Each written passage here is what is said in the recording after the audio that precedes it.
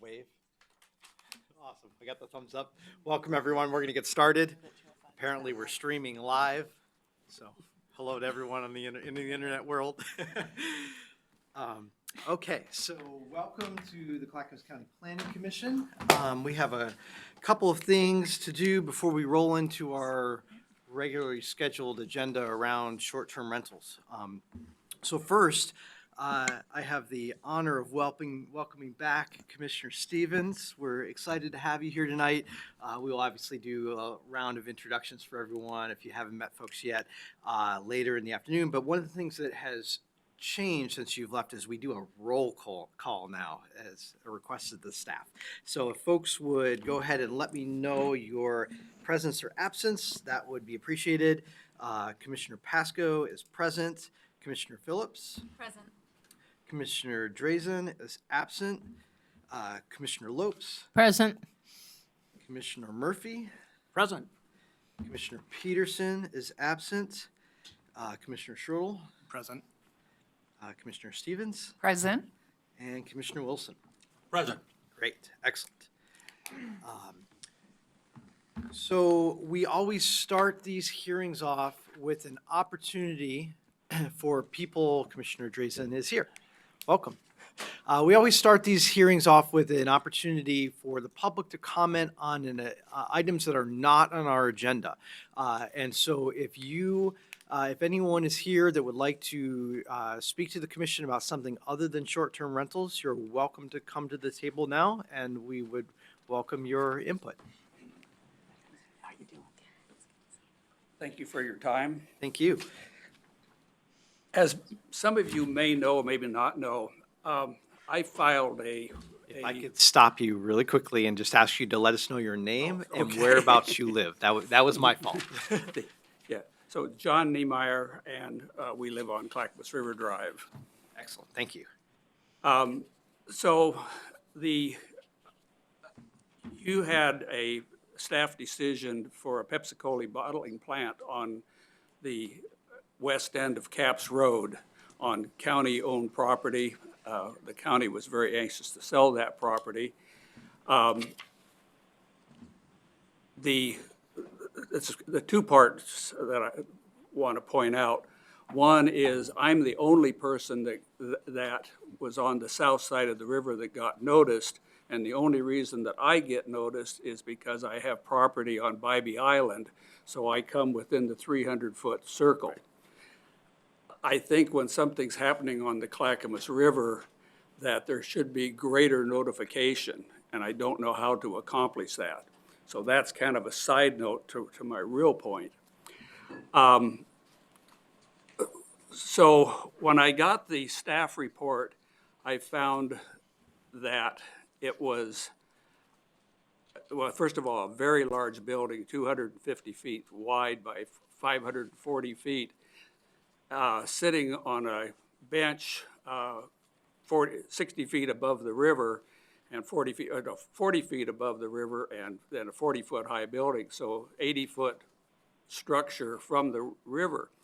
And no screening on the river side of the building. Now, you can float the river from the 205 bridge to Carver and never see an industrial property.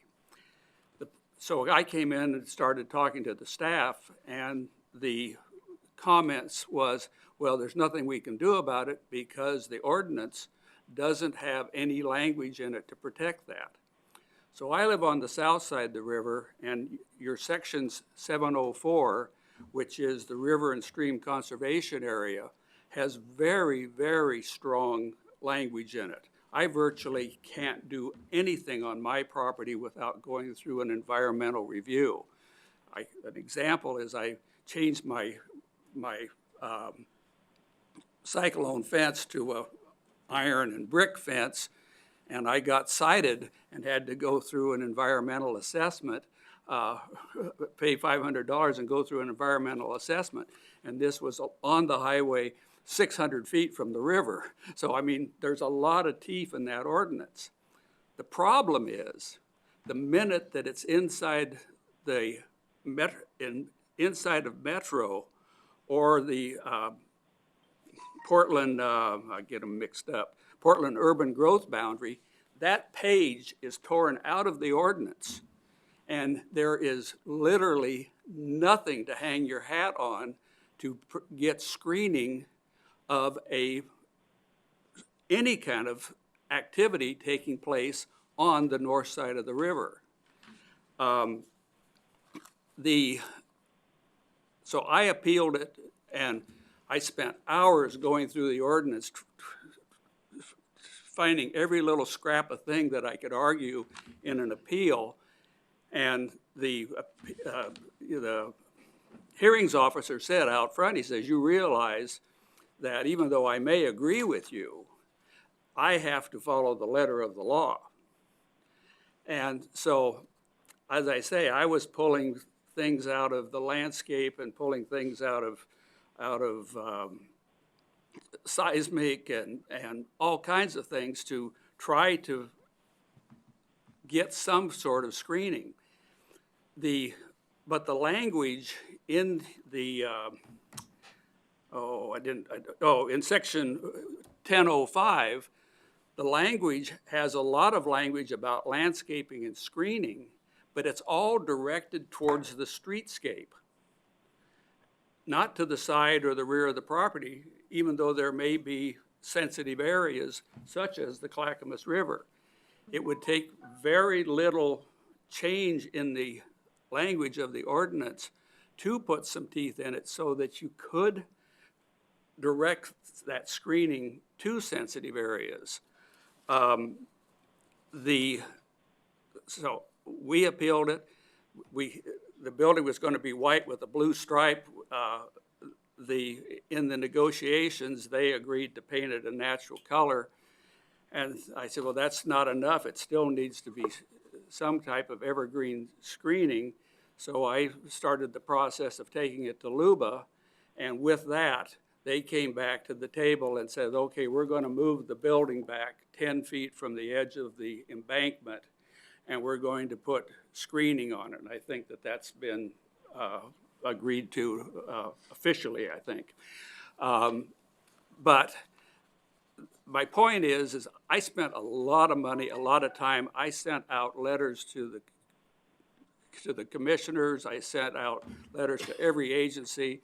Even the Clackamas River Compact sent a very lengthy letter fighting it. And even in your design review committee, listening to the audio, there was 2 people on the design review board says, well, we've got to have some screening. And the answer back from staff was, there's nothing we can do about it. So that's the extent of my testimony. Very helpful. So my takeaway from your testimony is there are 2 questions for us. One is with regard to notification, and the second is, can we make some changes to the language to better protect sensitive areas? And I think it can be done in section 1005. Right. So I sent Jennifer a letter, and I'll leave a copy of that letter with you. thank you very much. I don't know what conversations you may or may not have had with Jennifer, but the notification issues actually came up in our most recent public hearing, and we've definitely heard some of those issues loud and clear, and I believe that we are working to potentially work a revision of the notification, or at least an examination of that in our upcoming work plan that will happen sometime this year. So don't have an answer for you yet, but Nope. it's definitely something that's on our radar, although the Clackamas River concept is new, but it's very similar to the idea that people on the outskirts of a particular project weren't getting notified, especially in the urban or more rural areas, right? So that's in the works. And the second is with regard to section 1005, potential changes. I can't remember what year in the work plan we were thinking about natural resources amendments, but that is definitely something we'll put on the radar, and then potentially I can almost promise you we will not be able to review it this year, but we will definitely take note of that. Do you have anything to add to Right, that, so Jennifer? natural resources are estimated to be not in this 2-year work program that we just adopted, but it's next. Yes. Next on the list. So, but I would encourage you between now and then to encourage others to offer some comment both here and to the county commission so that we can make sure that that's addressed. It's unfortunate. This building is now going to be screened, but it took a horrendous amount of effort on my part. And people just don't Right. put forth that kind of effort. Yeah, So- many people would not have gone through what you No, had and that's to go my through. point. We Yeah. would have had this white building with a blue stripe, Right. 80 feet in the air, Right. you know. Well, thank you for your efforts. Commissioner Murphy, did you have a question? If it's within the urban growth boundary, do we have a say-so in it? Outside jurisdiction. Answer In that that question. area, yes, it's the unincorporated Clackamas industrial area, so it's ours for, yes, for Yeah. design review for industrial buildings, yes.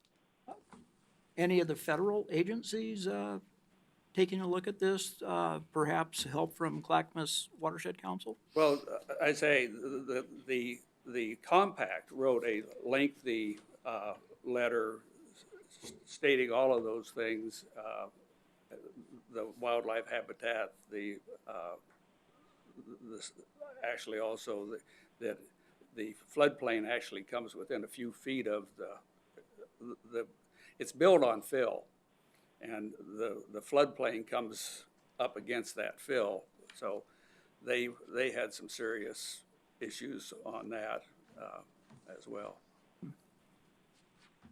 Great. So just one point of clarification, the natural resource protections that apply inside the urban growth boundary for rivers and streams are different than what apply outside. So what Mr. Niemeyer was mentioning, section 704, those are our river and stream conservation area provisions that apply in rural areas.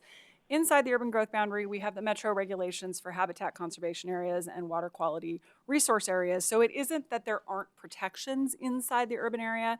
The situation with this particular site is that there is actually additional land between the rear property line of this site and the river that's actually not part of this development proposal that actually encapsulates that habitat conservation area. So this site actually did have a small area that was protected not on the river side, but related to a stream kind of upland that they did go through a review on. But the remainder of the site wasn't in a protected area. However, it's still visible from the river. And so in this case, while I'm certainly not saying there aren't environmental issues potentially, we should have greater standards than we have, I don't know, but this site was compliant with the standards that exist for the environmental piece. But there's nothing in those environmental regulations that require you to screen buildings. I mean, it would prevent you potentially from removing trees within the protected area between this building and the river, but that wasn't the circumstance here. There's nothing that says you have to plant trees to screen the view from the river. And I think that's one of the issues here is that, there's some scenic or aesthetic impacts here that our code just doesn't address. Well, thank you very much, John. Appreciate your time. With that, I think that we are ready to move into our study session. Thank you very much. And Jennifer, I believe that you had some things that you wanted to comment before we move to Martha. Right. I just kind of wanted to clarify sort of what your role is tonight, mostly for the audience more so than for you, because we do have some people here who I think want to listen to this issue. And so this is not an opportunity for the Planning Commission to make any kind of decision tonight. This is really an educational effort, I guess, for us to get you up to speed on what we've done so far on this project, what we've heard in our public outreach. And then the second piece of that is to basically do outreach to you. So what we want to solicit from you is the same kind of input that we have gone out to the public over the last month and solicited from them, because we're now going to be reporting back to the board. And so the idea is to be able to give them a full picture of what we heard, and we felt like that should include what we hear from you about what the direction that we think, you would like us to go. So we won't be going through any type of hearing. This is kind of a work study deliberation. Okay. That's I correct. just want to make Yes, sure. we're just going to tell you what we've done, what we've heard, where we are in the project, ask you for input, and then we're actually having a study session with the board tomorrow. And so we've already sent them materials, but we will be adding to that in our presentation tomorrow with at least some broad themes of what we hear from you tonight. And then it's quite possible that this issue will be coming back to you. And so maybe at the end, we can kind of talk about what next steps would be. But I just wanted to be clear, we're not taking testimony tonight. You're not making any decisions tonight. It's education and then input from you. Thank you. Martha. Okay, hi. I'm Martha Fritzi, a senior planner with the county's Planning and Zoning Division, and I am going to walk through a PowerPoint presentation that we put together for you, and then at the end of the presentation are some sort of discussion questions to lead the feedback, lead us to getting the kind of feedback that we want from you, which are the exact same questions that we did go out and ask the public over the last several weeks. Nikki Cross over here is going to help me with the presentation. And it's been a little while since I've seen this PowerPoint, so I'm going to try to organize my thoughts and be a little bit more articulate than I was just now. So we're looking at potentially allowing and or regulating short-term rentals. And so I guess the first question is, what is a short-term rental? The short-term rental is the rental of part or all of a furnished home, apartment, condominium, or any other dwelling for a short-term stay. Typically, it's rented out on a nightly or weekly basis. We are talking about people who are renting part or all of their homes for stays of less than 30 days. If you have a month-to-month rental to somebody who's living on your property, we consider, for lack of a better term, that a long-term rental. That's not something that we are really discussing in this project. So this is just the rentals that are often advertised on Airbnb, VRBO, HomeAway. You look them up online, you book them for a week with your family out at the beach, you go stay, you pay your cleaning fee, and then you go home. The operator or host might be an owner, it might be a renter, or it may be even a management company. And so the big question is, we all know these are out there. Why are we looking at this now in Clackamas County? Why are we doing this project? There's a couple of reasons. And first and foremost, in my mind, it may not be the main reason we're doing it, but our zoning and development ordinance does not clearly allow short-term rentals anywhere. Our ordinance is silent about that type of use. And we know that there are many homes already being used as short-term rentals. A lot of them are up in the Mount Hood area. They've been short-term rentals for decades. With the advent of these online platforms, it seems to be becoming more widespread and more common. We have people calling the planning division all the time, both complaining about neighbors doing this and how can we let them do this, and asking us, how can I do this the right way and what permits do I need to get? There are some problem properties that have been reported to the Board of County Commissioners. I think that may have started the ball rolling with this conversation, and the board has directed us in this year's work program to look at this issue of short-term rentals and how and if to regulate it. And so to start the project, county staff, and by staff I mostly mean Nikki over here, started about 8 months ago doing some research and looking at other jurisdictions. She talked to or looked at 7 cities and 9 counties, I believe, asked them some important questions about what their regulations were or weren't, and more specifically, what lessons have they learned and what advice would they give us as we're moving forward with potentially regulating short-term rentals. And Nikki's going to talk a little bit about the research that she's done and the results of it in just a minute. And so the other thing we did is we got together an internal stakeholders group. We've had 2 meetings so far. These included representatives from 9 county divisions and or agencies like tourism, the finance department, building codes department, code enforcement. I'm probably missing a few because that's not 9. But pretty much anyone who we thought might be affected right now by short-term rentals, might be affected in the future, and might have a say in and or concerns about what types of regulations would potentially be put on short-term rentals. We also had a 2-hour planning session with the Board of County Commissioners in March. That's a very long planning session with the board. It was actually a very good conversation. They reached general agreement at that planning session to move forward with this project and asked us as staff to go out to the public, do some public outreach and find out what the public how the public feels about this topic. And they specifically asked us to go out and do public outreach, not with a draft proposal, but to ask questions similar to what we had asked them at that planning session, and really just get some genuine and honest feedback before we started going down the road of drafting regulations. Yes? Thank you, Chair. I just have a few foundational questions. Okay. So you said that there are some problem properties. And if our ordinances are silent on this, what makes them problem properties? I'm trying to understand what the benefit of regulation is, what concern it's resolving for people who have contacted the county and said, hey, what do I do about this? Or people who said, I want to get into this business, like you mentioned. That's like just from a very basic kind of 30,000 foot level, what are we trying to address here? So that's a really good question, and I hope maybe we can circle back to that at the end of the PowerPoint, but just as sort of a very 30,000 foot level.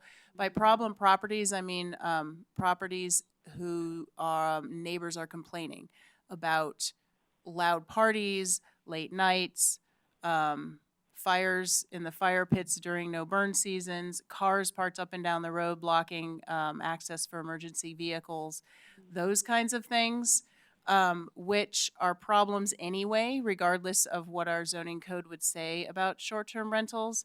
And I think the hope in moving through this project is to A, clarify what is and is not allowed in what circumstances and through what process, and B, it would hopefully have a more clear enforcement process when there are these problems, because right now noise is a sheriff's department issue, and it's difficult to get a sheriff to certain areas at 2:00 in the morning, and parking in the street's still a sheriff's issue. And so to clarify the enforcement and steps that could be taken before you'd have to maybe call the sheriff's department, but maybe maybe you could circle back to that as we get through the presentation, because there's probably more answers than that too. So I'm going to hand this off to Nikki for a few minutes, and she's going to talk about the research that she's done in the other jurisdictions regarding short-term rentals and the regulation of those. Thanks. So on the screen, you see a spreadsheet where we've listed all of the other jurisdictions that we reached out to. We started in the fall of 2018 and carried through to the beginning of 2019, reaching out to 7 cities and 9 counties in Oregon. So we asked them, first of all, are you regulating short-term rentals? And if you are, what are you regulating? Parking, garbage, occupancy levels, noise, nuisance issues. We also asked, where do the regulations live? Do they live in the county zoning ordinance or in the general county code, or is there some other method? We asked, how are the units inspected? If they're going out and doing inspections as part of the approval process, how enforcement works on the back end once you're approved, what happens if there's a problem, and how we looked at the fees just to get an idea of how much this is costing other jurisdictions to run the program. We asked about common issues and just general advice for a jurisdiction doing this for the first time, and we got a lot of great information. So along the right-hand side, Sorry. I thought you were pointing to me to advance it. so along the right-hand side, you'll see every jurisdiction is collecting the transient tax. So everybody is doing that now, whether they have an approval path or not, including us in Clackamas County. Where it starts to get different is you can see that a lot of cities are regulating with land use and also with a business license. The counties, for the most part, have not been regulating through the land use code, and just a couple counties have created a business license for short-term rentals. So it's varied, and we tried to look at the broad picture and get the best ideas from everyone. So now Now I second can? slide. Yes. Thank you. I had Can a I ask question. a question? Yeah, sure. Go back to the screen. Oh, I tried. Maybe the arrows You say we're collecting transit tax, right? Correct. How do we know that if we don't know who's renting? That's exactly the issue. So our county finance department is currently collecting the tax, but it's basically just those people that are volunteering themselves and saying, yes, I will pay the tax. So we're not going out and looking for people who aren't paying the tax. And I had a question about this slide as well. Multnomah County is obviously missing, and they're the population-wise the biggest county in Oregon. So did they just not want to give feedback? So we did the city of Portland instead, because we thought that would encompass more of the urban areas and the issues that they're having with short-term rentals. So I guess we just decided not to look at Multnomah. I didn't contact them. Okay. Okay, so out of all the feedback we heard, there was just one big theme from every jurisdiction, and that was enforcement. So even when we have a legal path to allowing short-term rentals, enforcement remained a huge issue of staff time, trying to track down those who don't come in and get the permit, trying to grapple with those who aren't following the rules. And that leads into writing into the ordinance how you will enforce. So what is the process to get a warning, a fine, or to revoke the permit? So we really wanted to think about that and get some ideas for how to build that into our regulations. We heard some horror stories. For example, Lincoln County did not write anything about enforcement into the code, and they did it through their county code. So basically what happened if you wanted to revoke a permit was you had to have a Board of County Commissioners hearing just to revoke one permit. So we want to think about that as we're drafting our regulations and make sure we build that in. We heard some great advice on the idea of neighborhood enforcement. And what that means is each rental operator is giving out their personal phone number to their neighbors and saying, call me first if there's a problem. So if the renter is throwing a party or loud noises are going on, you call the rental operator or the owner of the property directly and get it solved on the spot. And that would happen before you'd be contacting the sheriff's department or the county to go through some kind of enforcement tactic. So Clatsop County and Tillamook County require their operators to post something on the site with their phone number and also send out a notice to all their neighbors with their phone number. And we thought that was a great idea. We heard from a lot of jurisdictions that they did not properly calculate the staff time to run the program when they thought about the fee. So some of them ended up contracting out work to third-party companies, such as one called STR Helper, which offer their service to track down and enforce on short-term rental operators. We also heard that some jurisdictions have contracted out for the inspection part. So it's not a county or a city staff member doing the inspection. It's a third-party company going out and doing that. Question sure. about STR Helper.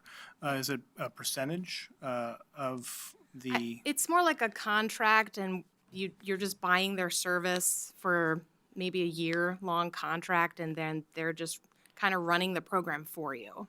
Well, let me ask it a different way. So if we, the county, incur a charge to maintain 200 compliance of short-term rentals, I would anticipate that we'd be passing along expenses to the people who are doing short-term rentals.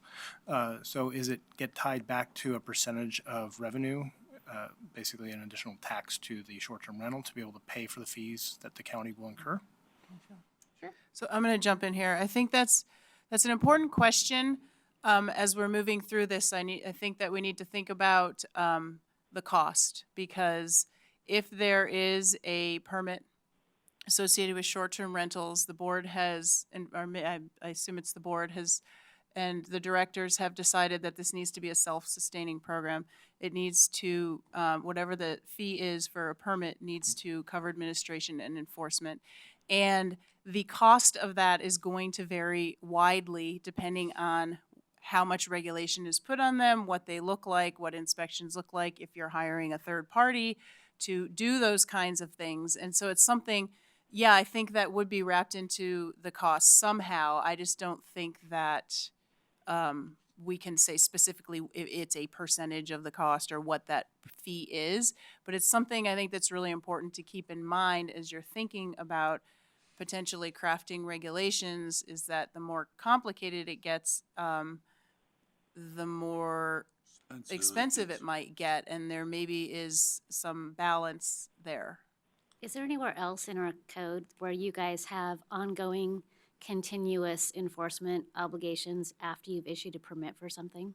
Every land use permit, if somebody's in violation of their conditions, then code enforcement can get involved. But isn't that normally initiated by neighbors or somebody Yes. complains? It's complaint driven. Yes. So it doesn't have an ongoing oversight where you guys are sort of tracking. It's complaint driven. Oh, I see where you're going with that. Yes, that's true. It's complaint driven. That's how our code enforcement folks work. I don't know if what you're envisioning with this third party is they're actually searching for violations. I'm not entirely sure what they do, but that certainly would be a greater expense if that code enforcement were to be set up that way. Well, I have a related question, right? We mentioned inspections several times. Are these other jurisdictions actually requiring inspections that go beyond your standard building and, construction inspections that would normally occur? Is this something additional that that jurisdictions are putting on, and what do they look like? What kind of inspections are there?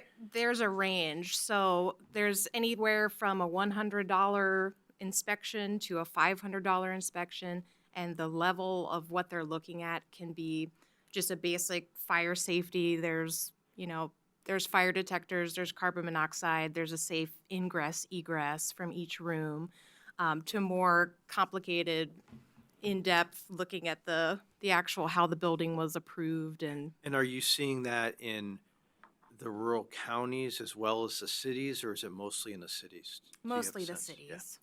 thanks. So the only county that does that though is Hood River, right? Did I see that? So there's no other counties besides Hood River that are doing this. Clatsop does. Clatsop, That's it? Miss so Clatsop. they're doing it through a business license, but then they're having you also go get an inspection through the building code. I see. And I had a question. In the memorandum, it Sure, another says, an operator host typically has a business license, et cetera, et cetera. Is that, that's not applicable to Clackamas County, though? It's other counties. That's kind of a generalization. If there is a business license available in this, like, for example, most cities have business licenses, but we don't. Commissioner Sorry, Schroedel and jumping in. then Commissioner Murphy, and then let's let these guys finish up their presentation. So it was really just follow up on that. When you're contacting these other municipalities, are you asking what kind of fee structure is being done, or what kind of application fee for the initial inspection and/or to re-up it? I mean, I guess I'm always sitting here wanting to hear more about, if somebody's doing this to earn money and we make it so that it's prohibitive, Yes. I would want to know that. Yes, we did look at the initial approval cost, and then some of them are doing an annual re-up, or every 2 years, or every 5 years. And so the costs really are ranging. It could be $200 every year, or $500 for the initial approval, and then only $100 each year after that. So it kind of depends on how much you have to check in on them. Do you So have I- to do an inspection again every year, or do you do it once and then let them go on their way? So just for clarity for me, when you're seeking the questions from the other municipalities, you are gathering that data as far as Yeah. who's using a third-party vendor and what kind of fee are they, not the third party, what is the city? Yes, yeah, I do have all of that for the ones we contacted. And then the other one is just more of a comment that I will probably ask this question later as I learn more, and that is, I'm seeing it's predominantly cities that are doing this, and I would, of course, want to understand if we, the county, do it and the city were to do it, which is closer to the neighborhood, closer to that dwelling, who would come first in the pecking order of jurisdiction? So I think I'll be able to answer that. Any regulations that we would apply, I told you I wasn't very articulate today. Any regulations that we would craft would only apply to the unincorporated areas. They would not apply to the cities. They have their own regulations. Thank you. That was a really messy way to say that. My investigation, looking at Hood River County, one of the first questions they have is, show proof of short-term rental insurance. Now, short-term rental insurance is different than homeowners insurance. because you have people occupying your home.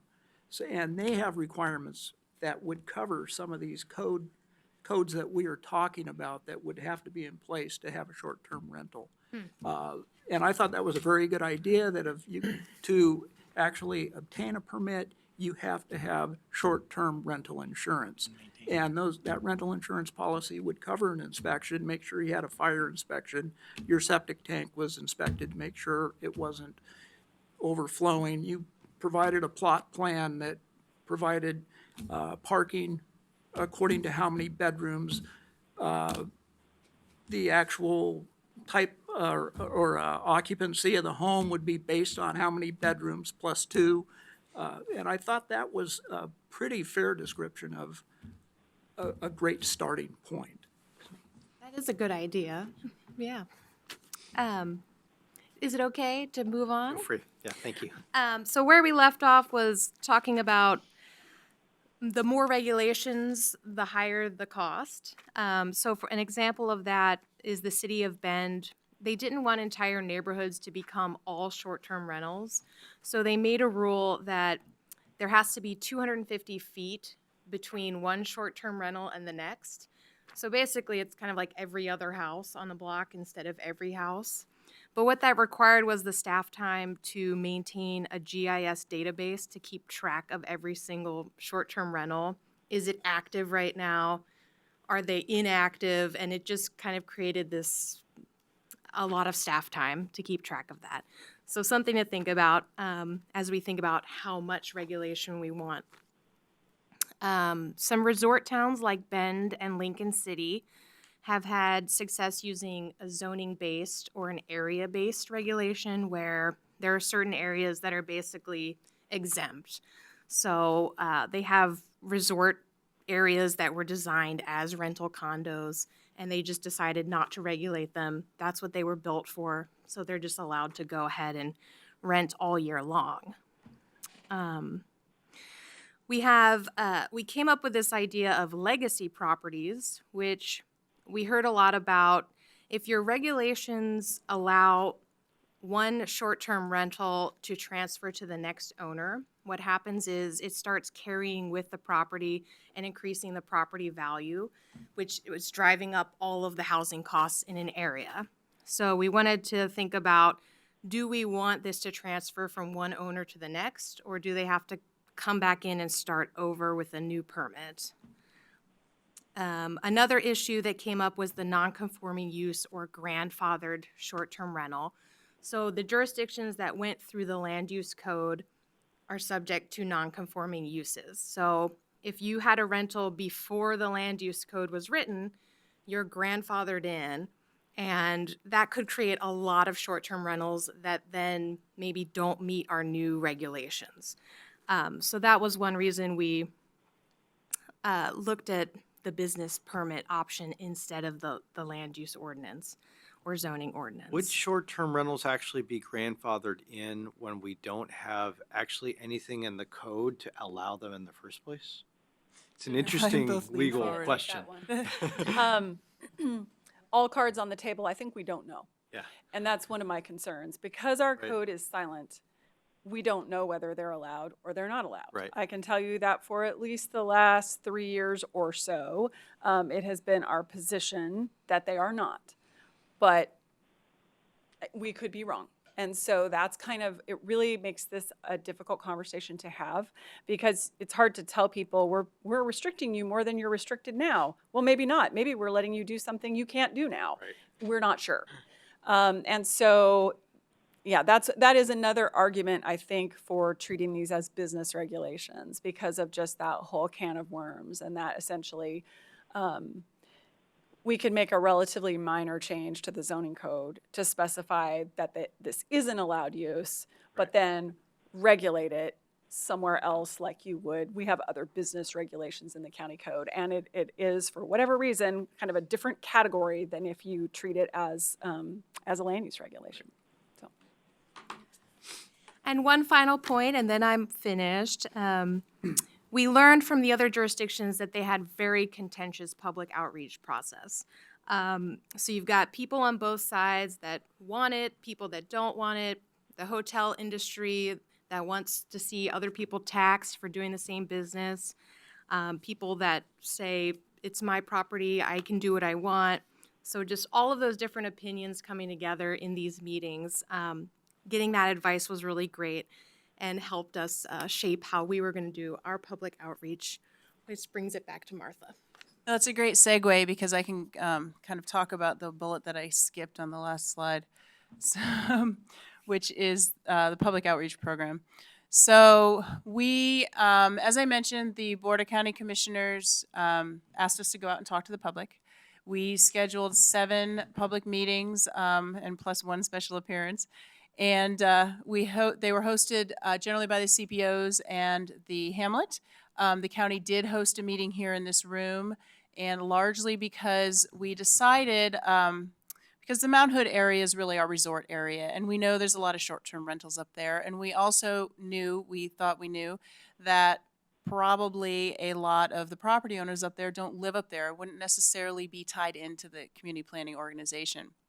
And so we pulled all the property addresses of all the property owners in the Mount Hood area, and it turned out to be about 4,700 postcards that we sent out. And we suddenly felt really bad that we're inviting them all to the Rhododendron CPO meeting. So we created our own meeting as well down here. We listed those 2 meetings, and those postcards were specifically sent to property owners on Mount Hood. They were invited to attend any of the meetings, but the 2 meetings on March 18th and March 20th up in Welch's and then down here were kind of designed specifically for that crowd. We have completed 6 of those meetings, and we have 1 scheduled tomorrow night. It was just a scheduling issue. We also have had our public and government affairs folks doing their magic with social media, press releases. This has been posted on Twitter, on Facebook, Nextdoor, a whole bunch of other places I'm probably not aware of. And we, in fact, did a Facebook Live event at our hearing. It was streamed live on Facebook for the May 20th hearing, and that video is actually posted on our website as well. It was kind of amusing. Jennifer and I are laughing, and we're mic'd up with our little mics and our microphone and asking questions, and it was a little bit outside of our comfort zone, but it was really good. It was a really good event. I am told from our PGA folks something like 1,600 different users have viewed portions of it. I don't think anyone sat through the whole thing but us. So it was we feel like a lot of people were reached probably that hadn't been reached by some of the public outreach that we've done in the past, and I mean, that was the intent. There's also a website up. It's listed, I believe, at the end of this PowerPoint and all over your materials with information. We're trying to keep it update with my contact information. I have received a number of comments that were included in the back of your packet, and I'm guessing I'm going to receive a whole lot more as we move forward with conversations with the board. And then finally, we had a survey that we handed out at all of the public meetings. We also posted it online. As of the time that we put together your packet here, there were 195 responses. And in the little memorandum, I put together some of that information, consolidated some of that information for you. And then again, in the attachments, there's much more detail from those survey responses. And so after all of this public outreach, last thing, this was included in your packet too. At all the meetings, we had these happy little flyers, which have discussion questions, which are basically what I'm going to follow for our discussion today. And then on the back was the list of all the public meetings, and the website and the contact information for everybody. And so these were handed out. You have a copy. I find it easy to go through discussion questions looking at these nice color bullets, but I'm not sure if yours is in color. So I will do my best. Yes. What was the response from the Mount Hood property owners as far as attending these meetings? There were, best guess, about 175 people up at the Rhododendron CPO meeting on May 18th. And there was somewhere 50-ish down here at the May 20th meeting. And granted, they weren't all from Mount Hood area, but it was a pretty good response. It was a big meeting. Martha, do we Yes. know what the percentage of short-term rentals are versus full-time rentals in government camp? We do not, and I'm not sure if we have the data available to us to even get close. I can tell you that just from pulling the mailing list, that only about 40% of the postcards were going to addresses up in the area where where the properties were. I can't tell you of the rest how many are just vacation homes or some of those might even be long-term renters in the homes owned by people up there. But there's a lot going on, definitely. Does the county regulate the long-term rentals? No. No. The rental of a house is, I guess the distinction, at least, the distinction in the policy that has been in place for the last 3 years is that it's a residence. And if somebody is residing in your home, we can't say if you have a renter or you're an owner occupied in a home, it's fair housing. But the distinction is the residing in, and there's this cutoff at about 30 days. If you are doing a month-to-month lease, you're still residing in the home. The short-term rental use of less than that is more of a transient use. You need to be paying transient lodging taxes. It's considered not a residential use, and that's the policy that we have been working with for the last couple of years. Again, it's not super clear in our ordinance. So I think by far the biggest takeaway that we have heard both from jurisdictions that we've talked to, from the public that we've talked to, even from the stakeholders group the internal stakeholders group that we got together, is that there is overwhelming support for allowing short-term rentals in the county.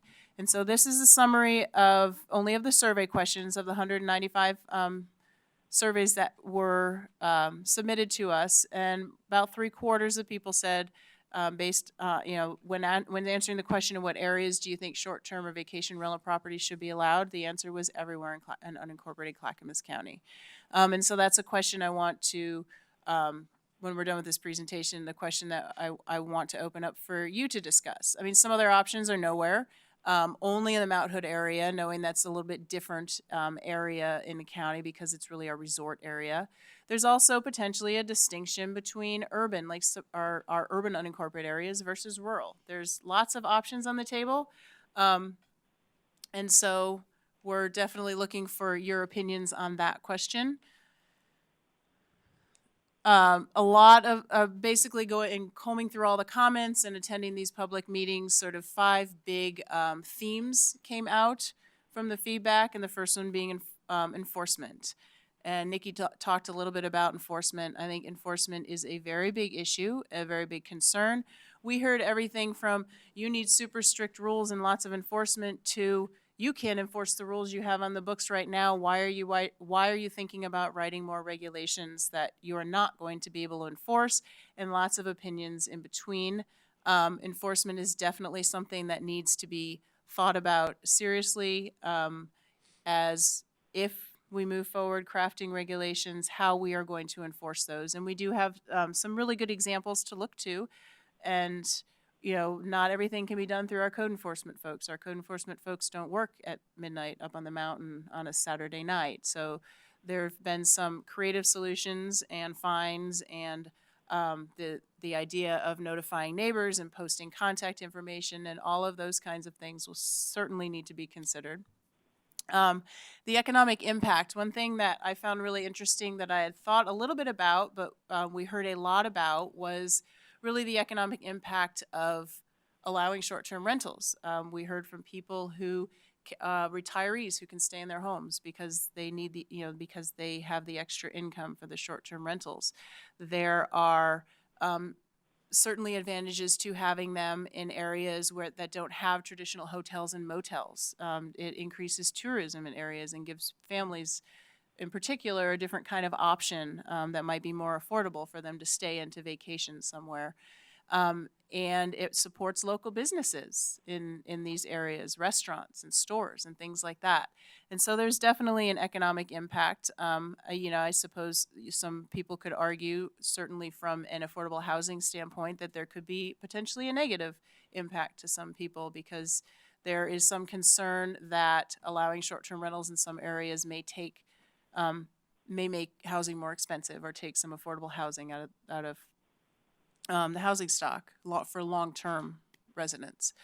There's certainly quality of life and safety issues, the typical things, sort of what I mentioned before, noise, neighbor nuisance, impacts to neighborhoods, safety issues. We heard a lot about, I guess we hadn't, again, this is not something that was really forefront in our mind when we were talking to folks on the mountain. We heard a lot about fire, and it makes sense.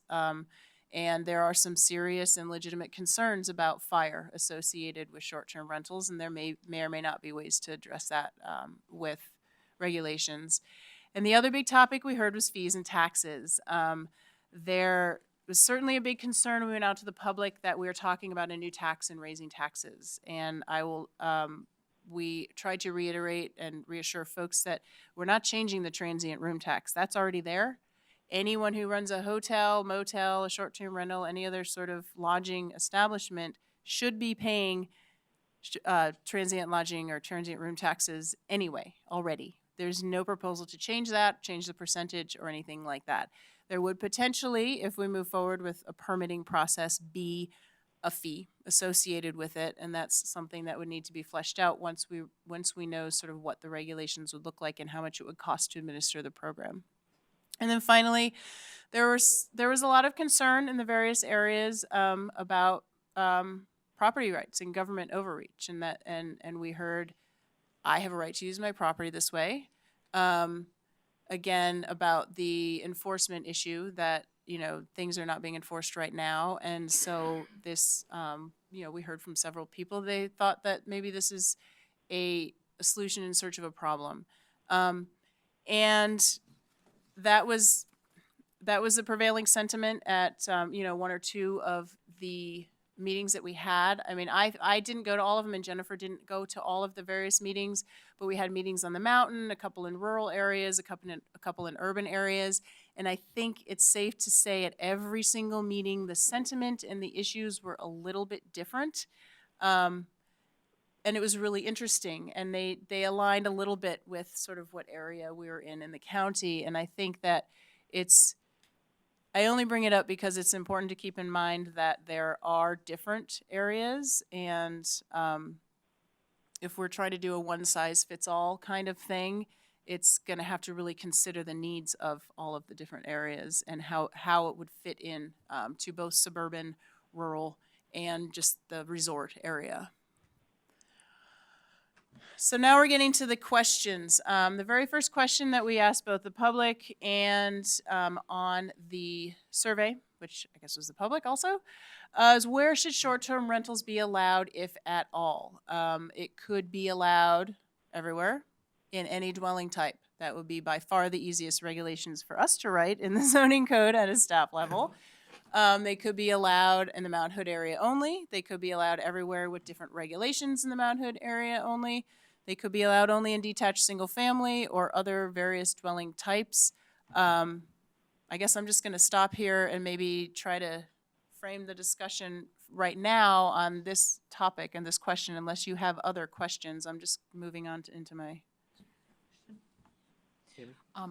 Currently, are single, or are they in all the dwelling types now? I mean, would you say they are? Probably, yes. Okay, so if they're already there, my thought would be, why would you head toward only one or two, but more? If they're already in all these various accessory dwelling and apartment, it would just be my thought that we're really trying to address what's already there and then moving forward. Okay. Chair. Thank you.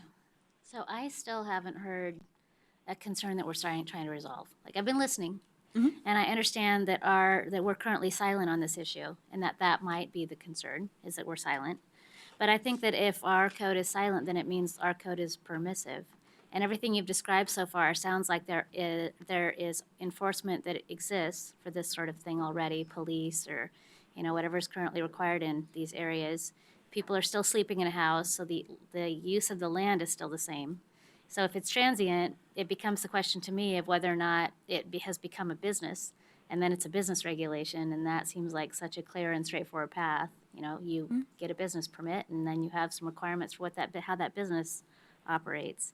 But for this to be, it's not actually using the land itself differently. They're not manufacturing something inside the home. Someone's sleeping there. They're just sleeping. They're just different people sleeping there.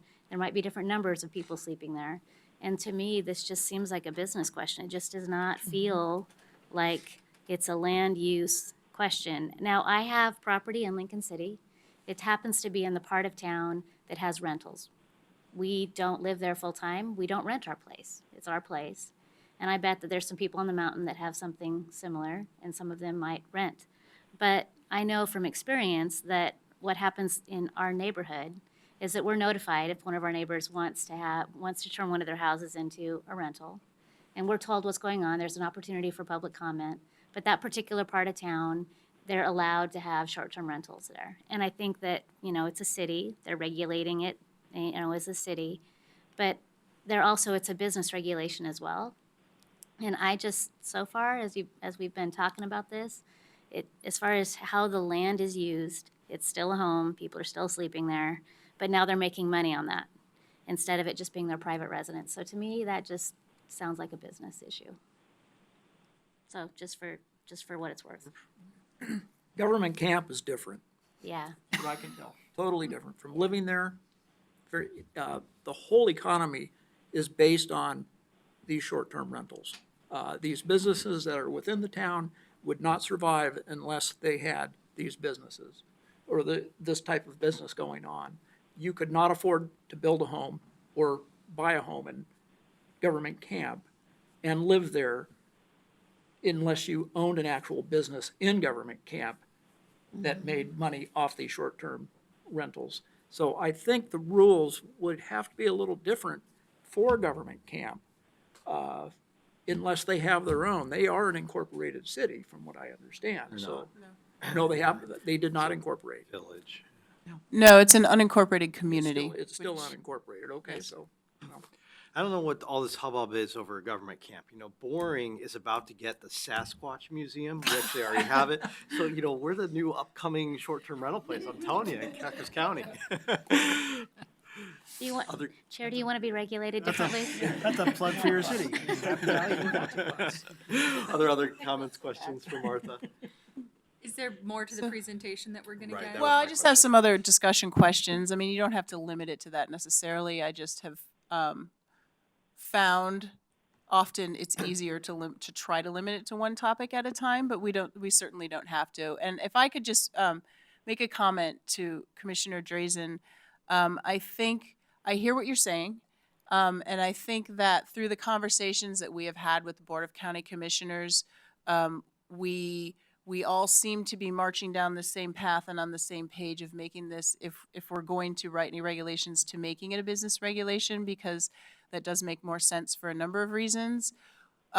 We would need to make some amendments to our zoning code to make it clear that this is allowed needs to get potentially, and it needs to get a business license, or I'm not sure what the language would be.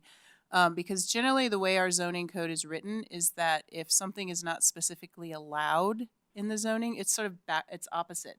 If something is not specifically allowed in the zoning code, then it's prohibited, which is That is counterintuitive backwards. to the way that you read regulations a lot of the time. And so that's where the lack of clarity lies. And so we would like to make that clarity, make it very clear in the code. And if the answer is yes, any legal dwelling may be used in this manner, then that's the answer. And the regulations would then be a business type regulation. So you will have to establish it as a use in the development code? However, the language ends up being written, yes. I mean, I think it needs to be clarified in the zoning code, whether it be through the definition of a dwelling, whether it be through a specific line item use, however that turns out. I think that's right. I think, as it is now, we are potentially turning zones in the county that were designated as, residential or single family, and essentially potentially turning into apartments and whatnot. So I do think that it is a question whether it's prohibited or not, but I totally agree with you, right? I think there is, we also have this thing on the books, this public use event, large event statute, right? This seems like it's totally off topic, but it's one of those things where we put something in the land use code that really has Yeah, nothing to outdoor do mass with- gatherings, Yes, mass Yes. gatherings, that's what I'm looking for. OMGs. We just passed legislation on this, so you And might I want to can't update. remember if we moved that out of our, when we did the audit, if it's still in there or not. But it really comes down to this question of, is this really a land use, are there really land use implications here? And I think by and large, the answer is no, that it's really should be regulated more from a business standpoint rather than a land use standpoint. That being said, when we create these activities, we potentially increase the number of problems that are out there. And we know historically that our enforcement process in the county needs a lot of help, right? So if we're going to move it into the business area, which I think is right, you know, I do think there needs to be some sort of fee or some way of covering some of the enforcement costs that are going to increase as a result of that. Can I make a comment about that? So I think that by the Board of County Commissioners creating certainty around this one way or another, I don't think that that's going to necessarily drive new STRs, if I can use the acronym. But, and since this is already occurring, you know, whatever enforcement is required to the extent that it's available and possible is also already occurring, where there are problems and where neighbors have concerns. They're contacting someone. They're And there is not, some version of right. follow-up happening with police or the owners of the dwelling. It's happening in the urban places of the county. Out in our area of the woods, we've got one county sheriff that monitors a huge, vast area, right? The reality is that unless it is an immediate emergency, it does not get responded to. It doesn't get enforced in the county. I just don't think And so this there is gonna needs to be a drive more process for that. activity. I guess that's my point, is I guess for the county to regulate it, I don't think it's gonna drive more activity. But I hear your point Right. that there's a need that's unmet right now, is what you're saying. Right. Well, and I see there are some zoning issues, because for instance, in the timber zone, a house and the person living in the house is only allowed for that person to be there to care for the growing timber. Well, can that person turn their house partially into a short-term rental? That's not in compliance with the zoning for that particular type of property. I'm in timber, so I know. So I think there are some zones where it's a zoning issue. Wouldn't it be great if they did that though for you? Well, if I wanted it, right, but I'm just saying, I think it's not just a business, it can be a zoning issue as well. If we're gonna say short-term rentals are allowed everywhere, well, that's gonna change then the zoning for like timber. But I also think that this is an activity that's a market-driven activity. So there's going to be interest in the public in renting short-term rentals in areas that there's a reason to go there and stay there. And somebody's, 20-acre timberland might not exactly draw pressure from the public to rent that as a short-term rental the way Mount Hood might. So I have a somewhat related question. Do you know the number of businesses that are paying the transient taxes for short-term rentals now? We got that list. That's available Yeah, information. that's another good reason Don't. to move it, Right. to create a business license, because otherwise, how in the world do you know who's paying taxes and who isn't, right? That was a requirement in Hood River, if I remember right. To pull that permit, you had to prove that you were paying your transient tax or had actual filed for it, and you were. I mean, you had regardless of filed what, for the insurance for the short term. I think in all cases, that's been a requirement. What the specific mechanism, condition of approval or submittal approval, I'm not sure what that looks like in all the jurisdictions, but certainly it's a requirement. And I think to some extent, perhaps, in permitting it and allowing it and permitting it, it would, for some people, level the playing field a little bit, because there are good operators out there right now, and we've heard a lot from a lot of them. And they do self-regulate to a certain extent in terms of maximum occupancies and parking and noise and other things. But it's clear there's also some not good operators out there, and I'm fairly certain not everybody's paying their transient lodging taxes, and so it kind of levels the playing field for everybody to have the same regulations potentially, or no regulations, it just be allowed. I mean, I'm not advocating for a certain position. It's just that we've heard a lot of feedback about rentals, particularly up on Mount Hood, but also people who have property in timberland or in ag land who, get people coming out to their properties specifically for the farm experience or something like that. I mean, they really are everywhere. The majority of them are up on Mount Hood, but they certainly are occurring everywhere in lots of different types of dwellings. And I guess to address your point, Commissioner Lopes,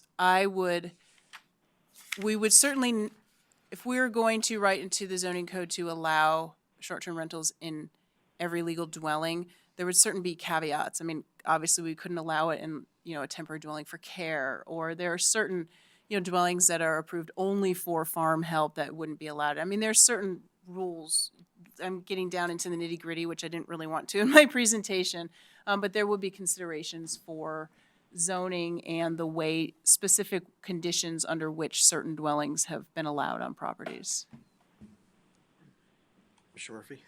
Has special districts been thought of, or is any modeling done in that particular area where you could take a specific area, draw a radius, and say, this particular area is going to have this set of rules, and it's going to be governed by itself. It's not going to be governed actually by the county.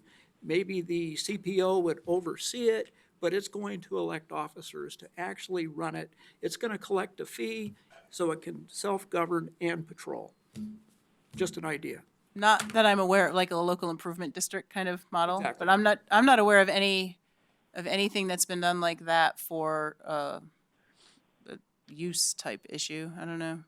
Yeah, I don't know what the legal mechanism would be. I mean, you would be into all kinds of questions about what's the county's role, what liability do we have, due process, the requirement to, I'm not saying there couldn't be a way, but I don't know what level of government that would be. Or, obviously there's homeowners associations where there are private agreements where they kind of agreed to be bound by those rules by buying into the development, and then it's enforced, Well, through the the discussion courts. I did have revolved around the actual code enforcement.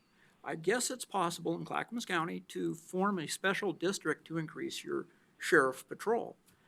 That has happened, yes, the enhanced law enforcement And so district. that kind of gave me the idea of perhaps a special district could be formed to support that extra patrol and I see. patrol these short-term So it would have a rentals. governing board in that Exactly. case, as any special district Which still does, would right? be land use. I mean, that's its own entity of government. I should clarify, I think a business license makes a lot of sense.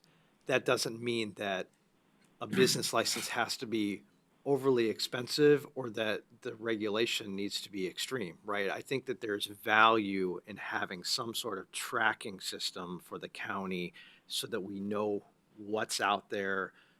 And as potential enforcement issues arise, I think we would be better equipped to deal with that if we had a good system of tracking what short-term rentals are actually in the county. We don't Both. really have that right now. Construction Both tracking and contractors any board. fees for those business licenses could go towards supporting the enforcement, because there's not much enforcement now because there aren't the resources to enforce it. Well, and on that note, I actually heard an interesting comment during my special appearance. I was invited to go speak at the, oh my gosh, it's escaping me, Mount Hood Chamber of Commerce on short-term rentals the other day, and it was, I know it was a beautiful drive up at 7:30 in the morning to Welch's. And a representative from the fire district was there, and we hadn't had someone like that. And he was actually very interested in having a database that they could access, a mechanism for them to understand what's going on in various dwellings. So when they get a fire, they know if it's a short-term rental or, they sort of have a better understanding of what they're getting themselves into potentially. And I thought that was a really interesting Sheriffs maybe too. point. And yeah, well, no, we haven't had anyone there from Sheriff's that I'm aware of, but yeah. Were they concerned that the short-term rental would start a fire and not be able to handle it? Or they were novices at living out in that particular area? No, they didn't express a particular concern like that. We've heard a lot of concern at a lot of the public meetings, particularly about backyard fire pits and about short-term renters coming in and not knowing there's a burn ban and or not respecting it, and lighting off fireworks and things like that. That has been certainly from folks up on the mountain a very common theme as far as concerns. Keep in mind, the fire department is also not always responding to a fire, right? They're Right, they, E&T issues and a variety of other things where knowing whether someone is out of town or in town could be beneficial, right? So putting something in a regulation is going to stop that? I doubt it. It would help them be aware of what they need to be responding to. If it's a short-term rental, there might be more people in the property that they need to look for in a fire, or they know the type of issue that they will be approaching, I think. I know from experience, at least in Multnomah County, the 911 calls that are police involved, they check sometimes property records, and if they think, oh, this property's owned by this person, that's who they think is like a hostage situation or something like that. That's who they think is there.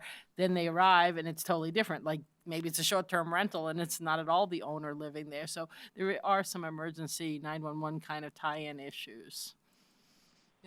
and I think it was that he was more interested in having the database information rather than him thinking necessarily the regulations would prevent something, because he made it very clear that when he institutes a burn ban, that's it. Like, we can't say otherwise, which I wouldn't think we could. So I guess I'm going to move on to the next discussion questions. Obviously, we can talk about whatever, but I'm trying to get a sense for what I'm going to be telling the board tomorrow in terms of what the feelings were about allowing short-term rentals. And so I think if I could characterize what I've heard is that it seems that everybody here seems to be supportive of allowing short-term rentals in the county, potentially in any types of dwellings. I really haven't heard otherwise. I can chime in on the questions you have first, since Sure. we haven't really been addressing the ones on the board. I think just from what's been presented, from what we've heard from the public and from the research that you've done, it seems like it makes the most sense to, yes, allow them everywhere, yes, allow them in every residence type. But based on the conversation we've been having, it really does seem like it's a business license issue. And however, the development code needs to be updated in order to allow that to happen seems to be what would be necessary as far as the development code. Okay. Thank you. I think that's right. Oh, you're not raising your hand? You give me a thumbs up? I have, just one feedback on it. Yes. And then, earlier this evening, heard grandfather as one of the categories of, existing. I hope we could maybe look at using legacy rentals versus the grandfather, which goes back to grandfather clauses, which is a negative connotation for African Americans. It was to disenfranchise African Americans in the early 1900s, and it's not a good phrase we should be continuing to use. So specifically legacy is what you're Legacy requesting? rental would be, or just anything else, but striking grandfather clause or But if it's grandfather. an outright use and just a business license, then that wouldn't even come into play, would it? I mean, if it's just allowed, then the issue of I wouldn't think legacy so. would no longer be at play. That would be the advantage to making it And an approved use, Yeah, it's right? just an approved Yeah, use. Allowed use that subject gets to the rid of all business the license. question, Yeah. right? Right. Right. I agree with that. But yes, I understand what you're saying, and Mhm. we'll take that forward in our presentations. Would this Thank be you. a special business license or just a general type license to do business? Well, the county doesn't have a general business license, so it would be something that's specifically written into the county code as its own license or registration or permit or whatever the proper term would be, similar to what we would do if somebody came in and said, I want to have a huge outdoor mass gathering. There's a permitting, licensing, I'm not sure what the right word is, process through the county code that they would go through and meet all of those standards, and we would allow it if they do. Would it be something then like a hotel or a motel type license for a business? Well, it would be its own license specific to short-term rentals. So what county department currently regulates hotels and motels? Like, is there a reason that this comes back to the planning commission when Public it's really questionable whether it's a land use type issue, or is there another appropriate department that should be handling those licensing? So that's a really good question, and it may, if it ends up that we go forth and write some sort of permitting process in the county code, it may be that the planning department does not administer it, and that's one of the reasons we've been talking to the other departments who may end up taking this on. The finance department currently is the one who administers the transient lodging tax, and there's some conversation about maybe it being housed the whole permitting process being housed over there. It wouldn't necessarily come to you. It's coming to you because there are jurisdictions who regulate short-term rentals through their zoning code. You would necessarily see us again to, even if we do decide to go down this business license type process, we still would have some minor amendments to the zoning code just to make it very clear that this is allowed. And so we're just trying to keep you in the loop also because we're having these conversations with the Board of County Commissioners.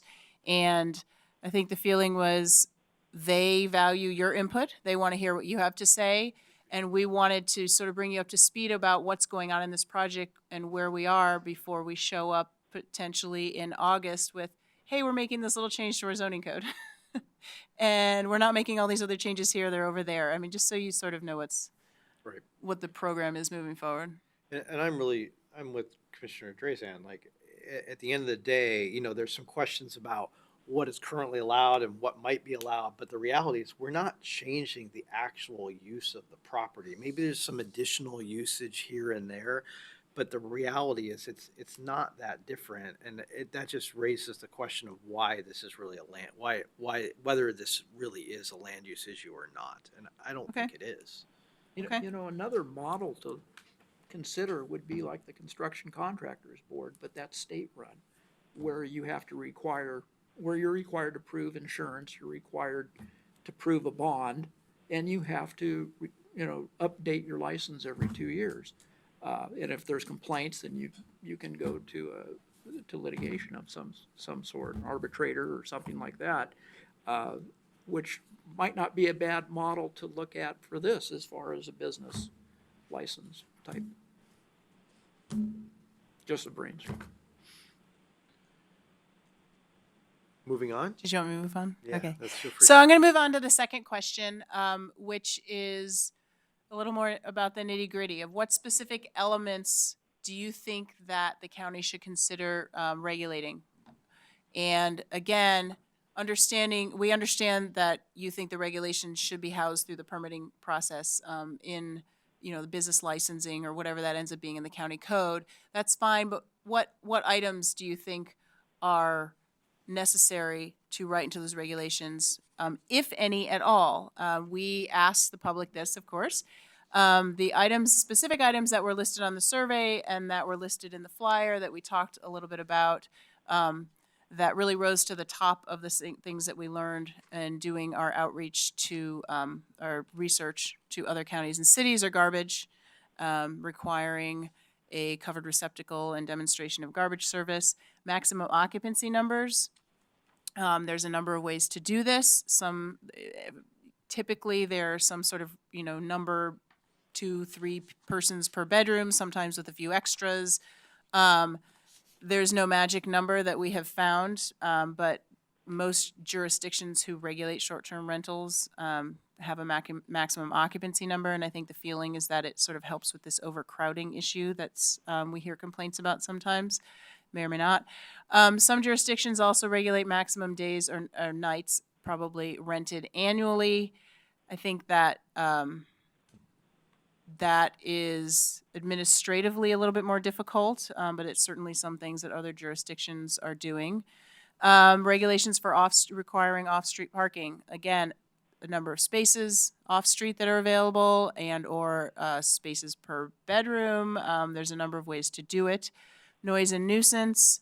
By far, I think the most effective way that we have heard so far to regulate noise and nuisance is this idea of neighbor notification, posting in the window of your short-term rental contact information, first point of contact.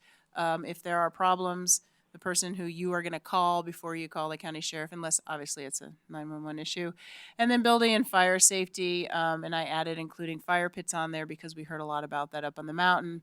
When we're talking about building and fire safety, we're talking about some basic things like working smoke detectors, appropriate ingress, egress windows in bedrooms, things like that. There are a couple of ways you can do this. There was a lot of talk about inspections at the beginning of this meeting.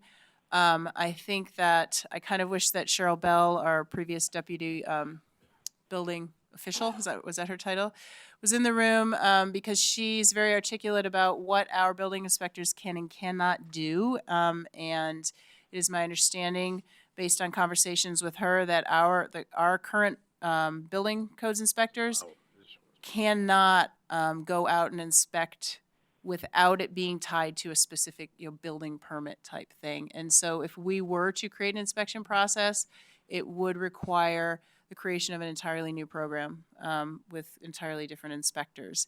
And so we've talked a lot about this, and I can't remember if any jurisdictions do this sort of affidavit model.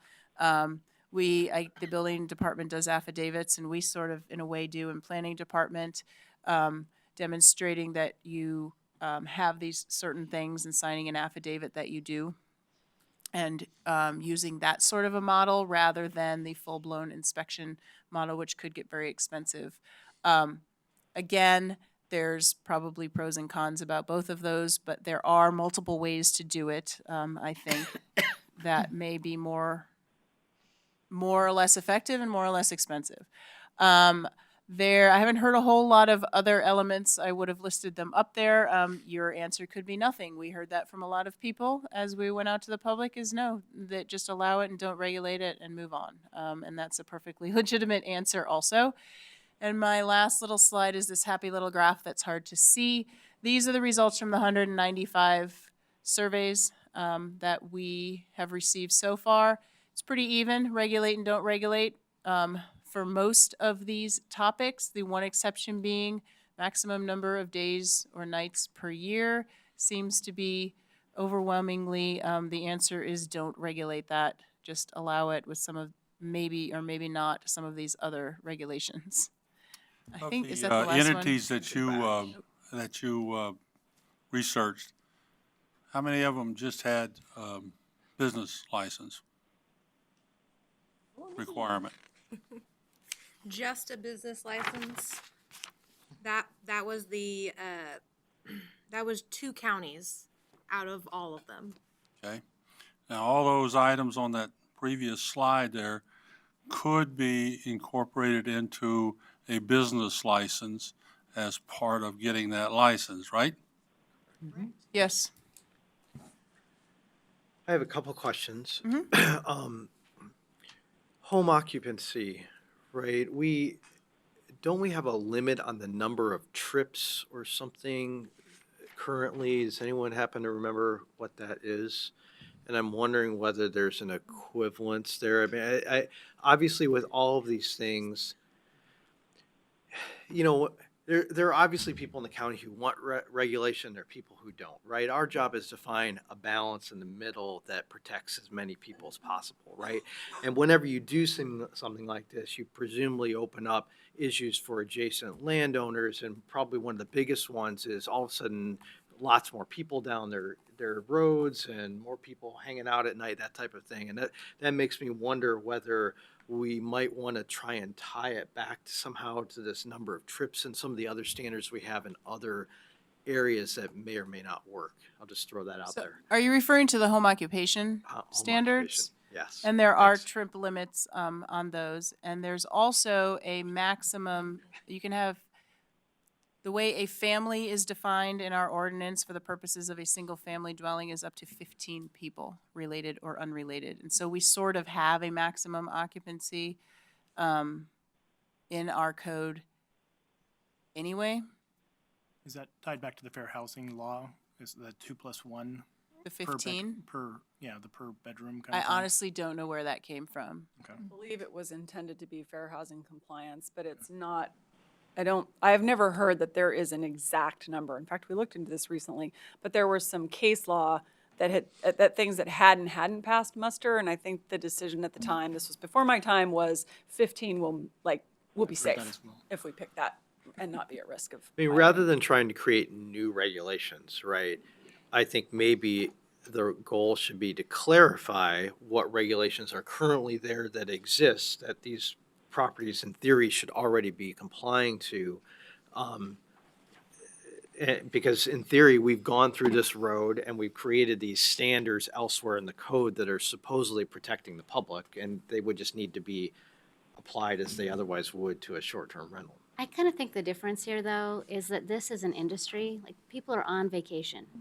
And they're on vacation with friends, they're on vacation with family, they're there for a reunion. They have 3 houses in a row, they're gonna enjoy a week at the mountain.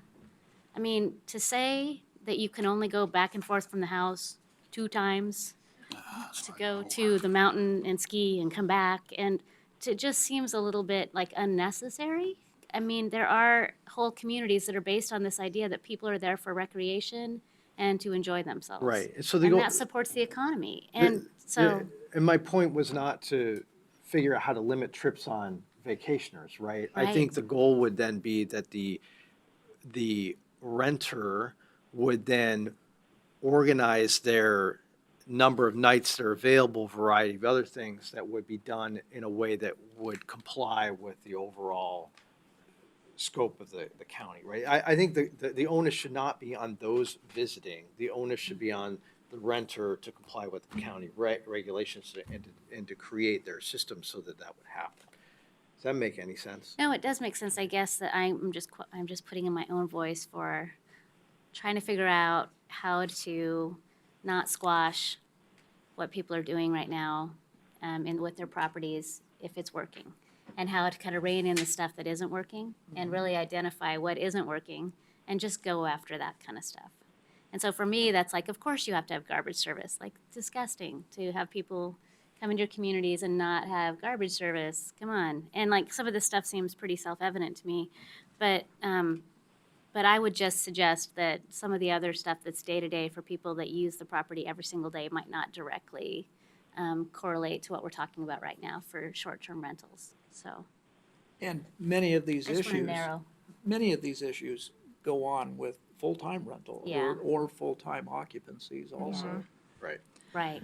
right. So I'm keep coming back a little bit to what Commissioner Drazen was saying, is what is the issue we're trying to solve here? What is the purpose and the intent of looking at regulating this or permitting these? And part of the question seems to me is that basically there's issues with tracking. It's helpful to know what's going on. There are taxes that need to be paid. The fire, life, and safety enforcement needs to know what's going on. So it's tracking. And then it's also the question of basically good neighbor enforcement. There's some problem properties, as you put it, that there just is a lack of enforcement for. And in looking at these issues that could potentially be regulated and some of the different approaches that you researched and outlined in the staff report, it looks like basically how or what you would want to regulate is a question of what the approach is. So based on what you were showing us, it seems to me like, yes, we should track it, but most of this is happening anyways, and it seems to be, there's a lot of comment about it being a property rights thing anyways. If you're an owner occupying it, you can do a lot of this anyways, and we shouldn't overstep on that. So for me, in looking at this, I think it's something along the lines of, yes, allow it everywhere, but there should be a permit to track it.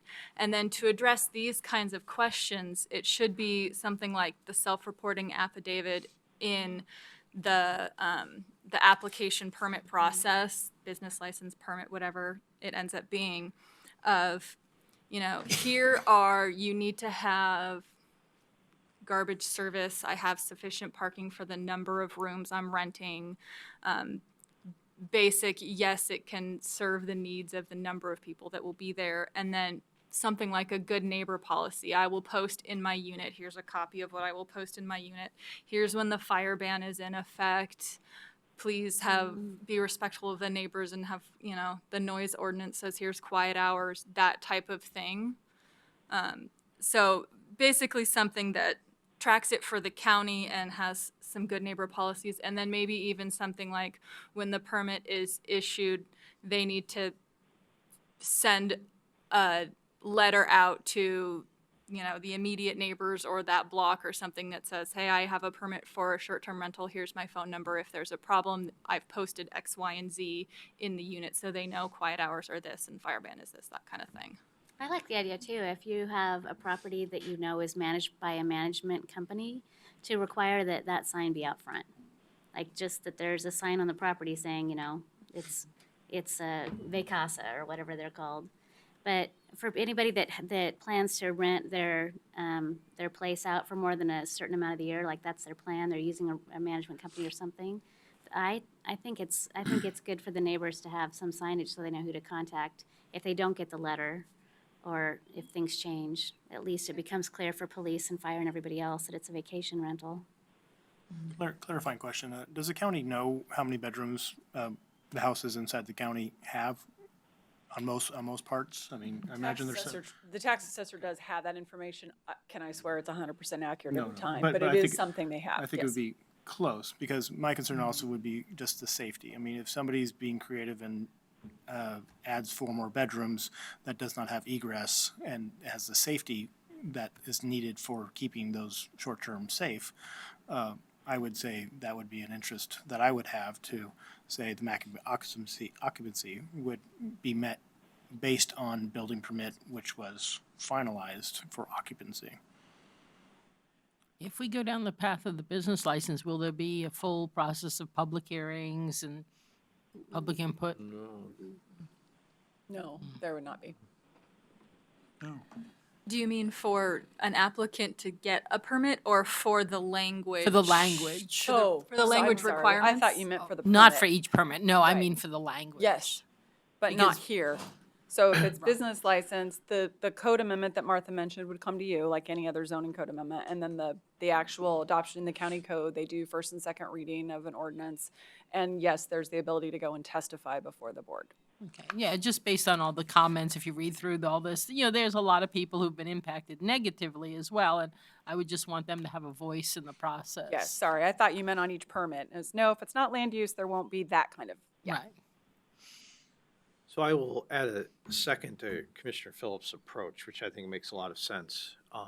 One thing I would throw out, not to open up a can of worms, but this building inspection issue has come up in many, many places other than just short-term rentals, marijuana being one of them. And if we're going to spend a bunch of time to create this affidavit system, it might be worth thinking about, are there other areas that might apply or should be applied than just short-term rentals? I don't know the answer to that, but it would certainly solve a lot of issues that we've heard in the past here. And then there would probably have to be something, since you mentioned enforcement and the ability to revoke a permit. There'd have to be some kind of system for that, but. Okay, thank you. That was all very good feedback. Thank you. I forgot one thing she said. Thank you. As usual, Mary steps in to articulate something that all of us are trying to think about how to say. So unless there's other comments, the next steps, most immediately tomorrow at 1:30, we will be taking the show to the Board of County Commissioners for an hour-long policy session. It's really going to be less background heavy and more really what we heard from the public outreach efforts that they asked us to go out and do. And then we have our last presentation at the Stafford Hamlet CPO meeting tomorrow evening at 7. And if we're directed at this policy session tomorrow afternoon to move forward, we'll be drafting regulations, both any amendments that would need to be made to the zoning code and if these regulations are going forth, the business licensing permitting process in the county code, which largely is county council who drafts those, but we would certainly be very closely involved in that. That would be happening this summer, midsummer, with the hope of going through the various adoption processes. Jennifer alluded to the process for the county code amendments. It would be just the typical Planning Commission, Board of County Commissioners process for zoning code amendments, September, October-ish of this year. And I think that's it. Thank you, guys. Oh, that's the website. So at this point, we've been here an hour and a half. We've got a couple other agenda items, elections, introducing Tammy, schedule review. Do you all want to take a 5-minute break and come back? You want to keep going through? Why don't we take 5 minutes and we'll restart.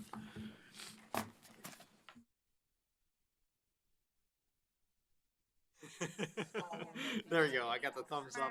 Yeah. All right, we're gonna get started. We'll wrap this up as quickly as we can. I know it's been a long night. Your microphone's back on. So I'm gonna fit something into the agenda, if that's okay, which is an introduction of Tammy. So I don't know that we have time to, like, for all of us to tell you our life story, but I think it would be great if you could just kind of give people a sense of your background and Great. welcome back. And That's great. some Thank of your you history. so much. I appreciate that, Brian. I really got involved in community service back in '98 as joining my CPO and a lot of activities there. And I've served on a couple committees here, CCI and obviously Planning Commission before. I've been on the board of the Hamlet for 21 years now. Well, it was a CPO and turned into a Hamlet in 2006. I've chaired it like the last 8 years. So I loved being on the Planning Commission, but life goes on and got super busy and I just needed to take a break. And then life got less busy. So I thought, oh, there's an opening and I think rural should be really well represented on this committee and I'm rural. So I'm out in Beaver Creek on a big ranch. And is that enough? Keep going. That's Thank it. you. That's Thank- it. You're welcome. Thank you. And I've Yeah. introduced myself to everyone, but I do know Christine. Yeah. So Good to see good you. to see you again. Thank you. So, yeah, it's great to have Tammy back. She's Yay. obviously got a lot of experience on the planning commission in the past and looking forward to having it again. Thank you. So we have this election thing on our agenda. So I would like to nominate Brian Pasco for chair. Are we ready for nominations? Yes, let's do it. I second. As I told Mary, I am willing to continue to serve if you all would like me to. Well, what do you think? You know. I think you've been I doing a think you all fantastic know job the enough last about year. my style and what I bring. That being said, I'm happy to step off if anyone else wants to step in. But I'm hearing crickets. Doing a good job, Brian. Keep it up. Appreciate that. Like I said, if anyone has any concerns about or wants to do something differently, just let me know. But otherwise, we'll. I think you're doing great. Continue along path. So. Do we have to The energy. vote? All in favor? Aye. Any opposed? Any abstained?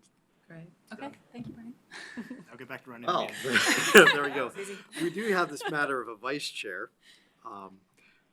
With that in mind, I will nominate Mary Phillips. There's a second by Murph. Are there other nominations, other discussions? I'm happy if anybody else would like to step in and be vice chair, but I'm also Well, you happy don't to have do a it if choice. nobody else wants to. Comes with a lot of responsibility. Sometimes. Sometimes. Scary. Any other discussion? Call for the question. All those in favor say aye. Aye. Anyone opposed? Any abstentions? I think I abstained because I didn't Motion officially carries. vote. Do I vote for One more year. Yeah. Well, that was a nice contentious election. All right, so I think we can move on to an update on the long-range planning work. Right, so the last time we met was for you to take public comment on the long-range planning work program, make a recommendation to the Board of County Commissioners. They subsequently had a policy session and accepted most of what you recommended. And so what you have in front of you is a slightly edited version of what you had last time, which was the staff recommendation. And then we made some changes. You had specifically added a few things to the yearly minor and time-sensitive ZDO amendments package. You had actually added 3 things: the doggy daycare boarding kennel question in rural areas, the small-scale manufacturing, with the understanding it wasn't going to be a huge project, but that we would be looking at some potential changes. And then the third one that you had added was to change the hours of operation for marijuana retailers. The board did not move forward with that change. They don't want to make any changes to that at this time. They made it very clear that the small scale manufacturing would be limited changes only because of being worried about just creep on the project. I think it wasn't necessarily that they were opposed, but recognizing there could be issues if you let things change too much without really vetting it. So they wanted us to keep it kind of, they didn't get real specific, but it was like keep some sideboards on that as part of this minor amendment package. And they did shift, you had talked about having a policy session on maybe some more creative or modern ways we could do notification to rural property owners. I'm not saying that couldn't still happen, but they definitely wanted us to make a change to the code. Although they did not get specific necessarily about how far we would increase the mailing distance or, specifically in what zones or for what types of applications. And so we will still be coming back to have a dialogue So we'll have about what more than that a looks policy like. discussion around Yeah, it, we'll be talking a little more substantively about what those changes Which I might think look like. is good. I So- think that's a bit overdue. That conversation is overdue. Yeah. So they made those changes. Otherwise, this is what you recommended. And we've just kind of updated it to indicate that it's what's approved. Karen Burig and Ellen Roglin are working on reformatting this so it's a little more public friendly because this is a little bit kind of techie with all of our numbering system that we were using to talk about it. And so it's going to be reformatted a little bit to make it a little more accessible and will be on our website soon. So anyway, I know for Tammy, this may not be familiar, but I read the minutes and it's actually Perfect. making sense, so Perfect. very good. okay, Very so good. I don't need to go into any details. two unless you have questions. Yeah. Just to Damascus, transportation, area transportation Yes, needs? indeed. So, that's interesting. Oh, Now, yes. don't, So I just nothing yes. like bringing up a sore subject Sorry. there. Yes. Just Yes. wondering how that affects the work plan. It affects, yes. So I talked to Karen actually today, and that project is at least temporarily on hold. Okay. Part of that project actually does involve looking at the potential Sunrise Corridor that's not in Damascus. And so I guess they're still kind of proceeding with looking at something related to how that road might be designed. But the rest of it is on hold pending whatever may ultimately happen with this situation in Damascus. And Okay. yeah. So is that fair to say, I haven't been tracking recently, the legislature did not do anything. There's related to legislation, Damascus? Yeah, and it's in the Senate, and we shall see. right. I mean, So it's anyone's guess whether that's going to move forward. well, I think that there is interest, it appears, to have some clarity around the issue. I think some people are concerned as to whether or not the legislative body is the appropriate entity to jump in again and provide that clarity. And so we shall see. Entity would jump in. I don't guess. I don't do crystal ball stuff around Damascus. But my second question, though, does kind of vaguely relate to that, which is how, as far as land use stuff that'll come out of the session, how does that fit in within work plan when you guys are having to be responsive to stuff? So two ways. One, we've been assuming there was going to be some housing legislation. And so whatever that ends up, the final version of whatever gets adopted would be incorporated into this housing package that the board has prioritized, where we think we'll start work about the first of next calendar year. But And then, recognizing that like the primary housing stuff is around cities and not really unincorporated areas. well, it depends. So the last version I saw, and you're probably more ahead than I am, but Speaker Kotek's bill does include urban unincorporated areas inside the metro boundary. So we would in Oh, fact right, be 'cause you affected. guys include that, yeah. So, but I haven't seen, I saw the amendments that were maybe going to happen to the A version. Have you That one has seen a more? public hearing and study session in committee tomorrow. Okay, Yeah. okay. So And we'll so see. when that moves, it'll move very, very quickly.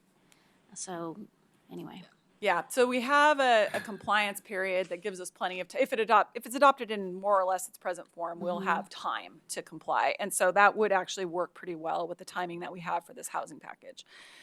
The second thing is this yearly minor and time-sensitive ZDO amendments. So if there are things that are mandatory that have short timelines, those would get plugged into that package. And the other thing is, to some extent, if it's mandatory, we just apply the statute until we can update the code. But we would hope to be putting some of those things into that package. Try to keep our EFU zone up to date with the various things that often get added and those kinds of things. Yeah.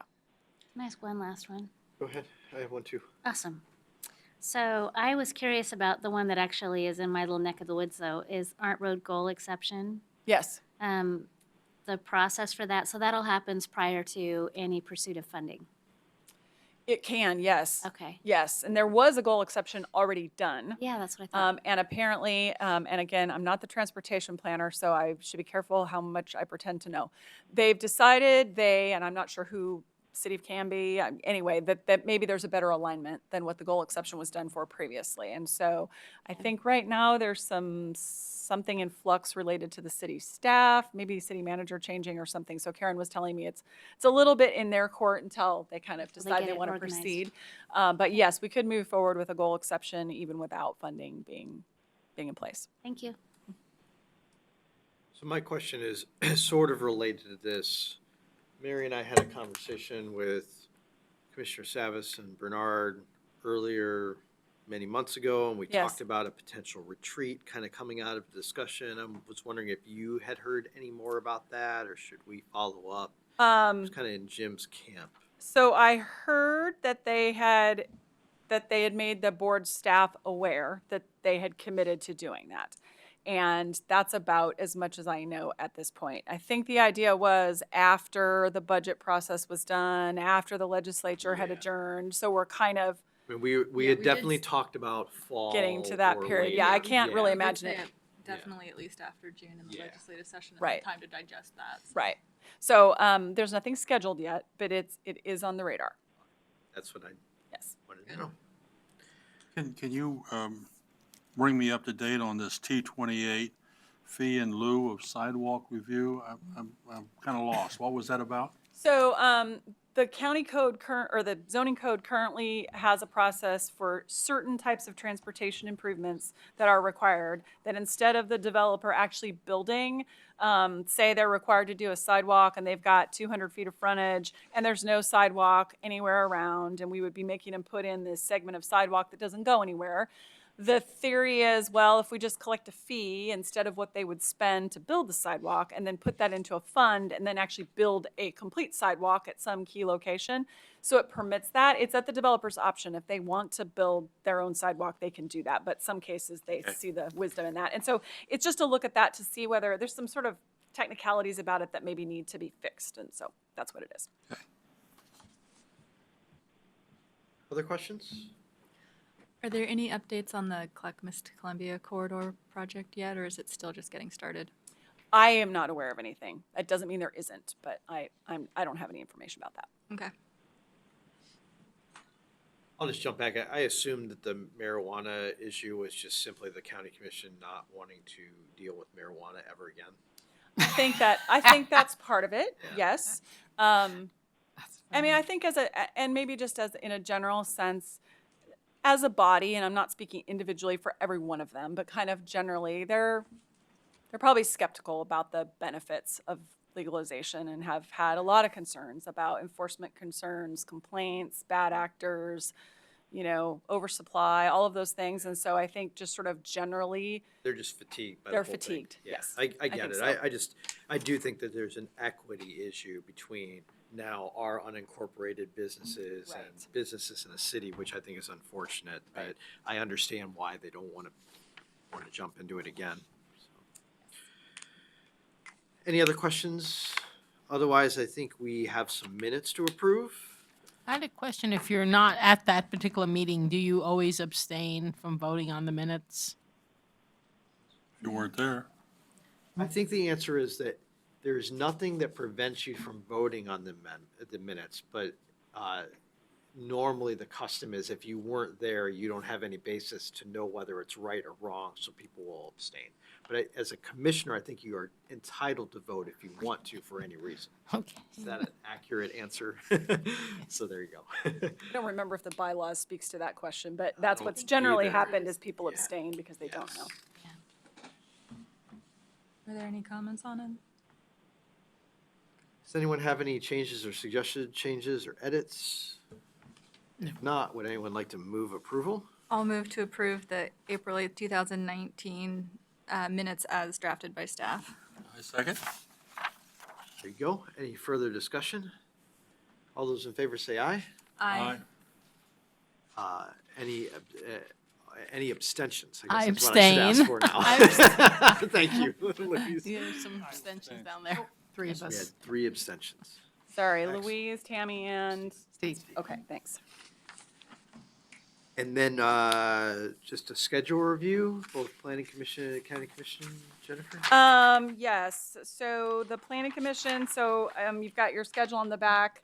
The next 2 meetings are canceled, partly just due to scheduling issues on staff side and also just because things are a bit quiet right now. We don't have any comp plan zone change applications in. We were expecting a mining application and Martha's been told probably won't be in, at least not in the early part of the summer, so we still think it's coming eventually.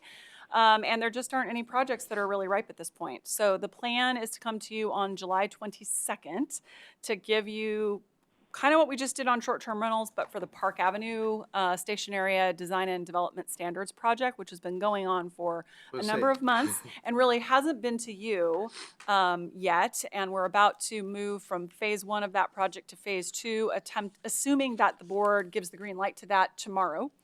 And so at that point, we thought, we should come have a check-in, let you know what we've heard so far, what's going on, what would be coming, because eventually we would expect that there will be comprehensive plan and zoning amendments coming to you. And so we want to kind of give you some foundation for that. So at this point, that's on July 22nd. And then I don't know after that. We'll see. I do have one question, and this question developed in the van driving around with the Sandy City Council and Public Works. We were touring wastewater treatment plants of all things, because they have major problems in Sandy. And anyway, beside that, I asked them what was going on up by Shorty's Corner. Land being cleared, massive amount, I don't know, maybe 60, 80 acres, maybe 100 acres. They said that was a solar farm going in, and I asked it, you guys approved that? And no, you did.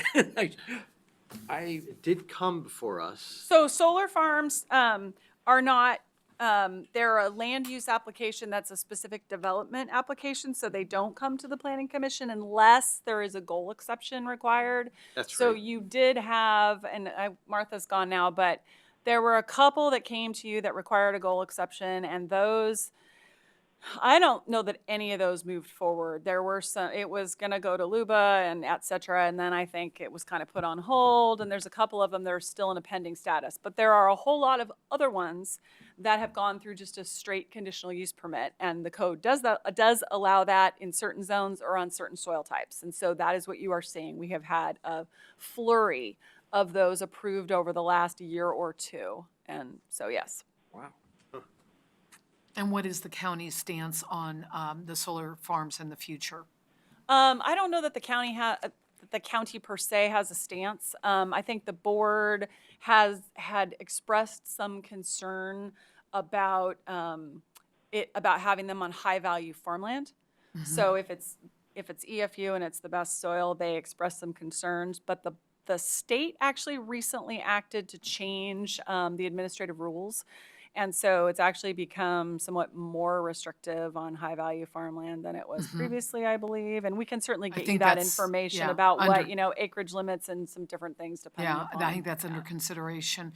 We have one in our area, and it's gone to Luba, and it's back, and then it's Oh, going to Mountain Meadow. hearings, and yes, that's the Correct. one. So Yes. interesting, I didn't realize that there were some that were just literally being approved. Yeah, through conditional use permits. Wow, Which 'cause I that's the think- same as Mountain Meadow. That was Right, conditional use. It was just right. appealed. But Yamhill and Marion counties have banned them. Did you know that? On high-value farmland. Okay. I don't, Only to on my that. knowledge, they Oh. haven't banned them countywide. Okay. But I certainly wouldn't necessarily know. Yeah, on I need to high-value do farmland, research. yes. Okay, it was a topic in I our think area. it's, if I could characterize it, it's that conflict between alternative energy, renewable energy, and the loss of soil.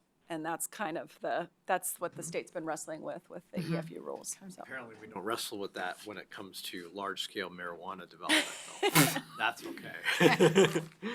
So, all right. I think we're all set. Thank you all. Have a great night. Thank you. Thanks.